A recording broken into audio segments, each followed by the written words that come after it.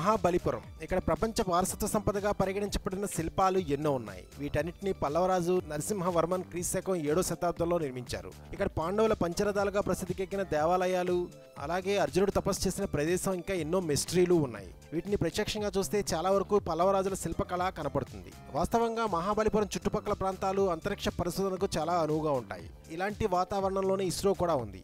అయితే అప్పటి పల్లవరాజు ఇక్కడ అంతరిక్ష పరిశోధన కార్యక్రమాలు చేశాడనే దానికి చాలా ఆధారాలు కనబడుతున్నాయి.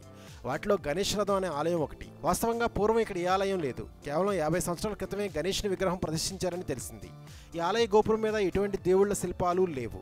జాగ్రత్తగా చూస్తే ఒక రాకెట్ లాంచింగ్ వెహికల్ మరియు రాకెట్ లాంటి రూపాలు కనిపిస్తాయి. సరిగ్గా ఇప్పుడు మనం చూస్తున్నట్టే మాదిరే రాకెట్ లాంచింగ్ చేస్తున్న విధంగానే అనిపిస్తుంది. పోనీ ఇదేదో ఆలయ స్తంభానికి చిహ్నం అంటే ఈ రూపంలో ఉన్న ఆలయాలు ఆ కాలంలో లేవు. గణేష్ రథం సమీపంలో ఉన్న తొట్టి కూడా పూర్తి వృత్తాకారంలో సరిగ్గా రాకెట్ లాంచింగ్గా అనుకూలంగా ఉంటుంది. ఎందుకంటే ఇక్కడ ఏ బావి లేదు మరియు దేనికి వాడకానికి ఇది ఉపయోగంలో లేదు. కనీసం వృత్త పరిధిని కూడా కనుగొనే సమయంలో అంత ఖచ్చితత్వంతో వృత్తాన్ని తయారు చేయడం చాలా టెక్నాలజీతో కూడుకున్న పని. ఇక ఆలయ గోపుర పై భాగంలో సోలంలాగా ఉన్నదానిని చూడండి. ఇక్కడ కనిపించే ఆకారం ఏ దేవుడి రూపానికి దగ్గరగా లేదు. ఒక విదేశీయుడిని పోలి ఉంది. అతని తల మీద 2 కొమ్ములు ఉన్న హెల్మెట్ లాంటిది కూడా మనం గమనించవచ్చు. హెల్మెట్ ధరించిన విగ్రహాలు కానీ దేవుళ్ళు కానీ ఈ రూపంలో మన ఇతిహాసాల్లో ఎక్కడా లేదు.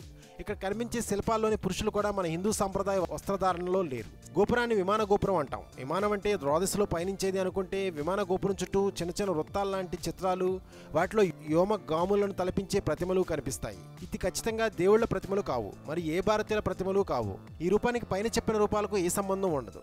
గోపురంలో ఇంకో వైపున ఒక యూరప్ జాతీయుడిని పోలిన రూపం, ఒక ఆఫ్రికా జాతీయుడిని పోలిన రూపం స్పష్టంగా గమనించవచ్చు. వేరువేరు జాతీయుల రూపాలు 1200 సంవత్సరాల క్రితం ఎలా చెప్పగలిగారు? ఇవి ఆ కాలంలో వేరువేరు ఖండాల వారితో మన భారతీయ రాజుల సంబంధాల గురించి వివరిస్తున్నాయా? అందరూ అనుకుంటున్నట్లుగా మార్క్ పోలో మన దేశానికి రాకపూర్వమే ఈ శిల్పాలు ఉండడం మన రాజులకు వేరే ఖండాలకు మధ్య సంబంధాలను వివరిస్తున్నాయి. పైన రూపాలు ఈ లాంచింగ్కు సాయపడిన శాస్త్రవేత్తలు గుర్తుగా చెక్కారేమోననే సందేహం కూడా కలిగిస్తుంది. ఆలయ లోపల భాగాలు కూడా చాలా ప్రదేశాల్లో ఖాళీ స్థలాలు ఉన్నాయి.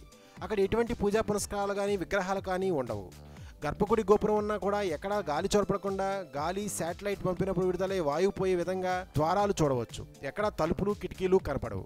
రాకెట్ లాంచింగ్ జరిగే ఉద్గారమయ్యే రేడియేషన్ తట్టుకునే విధంగా గ్రానైట్ రాయితో తయారు చేసినట్లుగా ఈ ప్రదేశం ఉంది. ఇక్కడ సమీపంలోని పాండవుల పంచరథాలు అనబడే దేవాలయాలు కూడా ఇలానే కనపడతాయి. విమాన రథం అంటే విమానాలను తరలించడానికి ఉపయోగించే వాహకాలన్నమాట.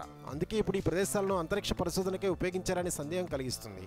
ఇప్పుడు మీరు చూస్తున్న ఈ శిల్పం ప్రపంచ ప్రసిద్ధికెక్కిన శిల్పం. ఈ శిల్పానికి ప్రపంచ సంస్కృతి వారసత్వ సంపద కింద పరిగణించబడింది. ఇది మహాబలిపురంలోని అర్జునుడు తపస్సు చేసిన ప్రదేశంగా పేరుకెక్కింది. ఈ శిల్పం పూర్తిగా కొండలపై చిత్రీకరించబడింది. చాలా అద్భుతమైన రమణీయమైన శిల్పాలు చాలా ఉన్నాయి. అయితే దీని మీద ఉన్న శిల్పాలకు వేరువేరు కథలున్నాయి. ఇక్కడ శిల్పాన్ని గమనిస్తే 2 కొండల మధ్య భూమి నుండి ఉద్భవిస్తున్నట్లుగా 2 నాగల ప్రతిమలు ఉన్నాయి. ఇవి 2 భూమి మీద సగం, భూమి లోపల సగం ఉన్నాయి. అంటే భూమి మీదకి వచ్చేటప్పుడు అవి మానవ రూపం ధరించినట్లు ఉన్నాయి. నాగులు ఉభయచరాలు. ఇవి నేల మీద భూమి లోపల కూడా జీవించగలవు. గ్రహాంతరవాసులు కామరూపులని, వారికి రూపాలను మార్చుకునే శక్తిని కలిగి ఉన్నారని ఒక నమ్మకం. ఈ నాగులు వేరే గ్రహవాసులుగా చూపుతూ వారి భూమి మీదకి వచ్చినప్పుడు మానవ రూపం ధరించి, భూమి లోపల ఉన్నప్పుడు పాము రూపం ధరించినట్లుగా చూపారు. ఈ చిత్రంలో మనకు కనపడే ఈ రూపాలు మనకు ఉభయచరాల రూపాంతరాన్ని చూసి భయపడినట్లుగా చెక్కినట్లుంది శిల్పాలు. 2 కొండల మధ్య కింద నుండి పైకి పొడుచుకుని వస్తున్నట్లు చూపుతున్న ఈ ప్రక్రియ దాదాపు రాకెట్ లాంచింగ్ ప్రక్రియను సమానంగా చూపబడింది. ఈ ప్రక్రియను జరుపుతున్న ఋషులు, పర్యవేక్షిస్తున్నట్లుగా ఉన్న అధికారులు కనబడతారు. ఇవన్నీ చూస్తుంటే మహాబలిపురం అనే ప్రదేశం భిన్న ప్రదేశంగా, ఎంతో అద్భుతమైన ప్రాంతంగా కూడా అనిపిస్తుంది.